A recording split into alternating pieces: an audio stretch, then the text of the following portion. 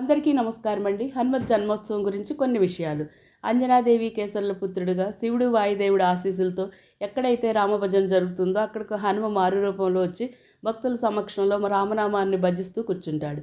వేల విస్తీర్ణం కల సముద్రాన్ని దాటి లంకలో బందీ అయిన సీతమ్మ తల్లి దుఃఖాన్ని ఆపినవాడై యుద్ధంలో మూర్ఛిల్లిన లక్ష్మణుడి ప్రాణాలను కాపాడి రావణుడి గర్వాన్ని అంచిన వనరోత్తముడైన హనుమ జన్మించిన పవిత్రమైన రోజు చైత్రమాస శుక్లపక్ష పౌర్ణమి తిథి నాడు హనుమత్ జన్మోత్సవం జరుపుకుంటాం.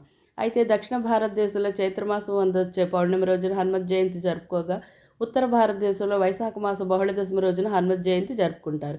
5 సంఖ్య హనుమంతునికి చాలా ప్రీతికరమైంది. హనుమాన్ మందిరంలో 5 ప్రదక్షిణలు చేయాలి.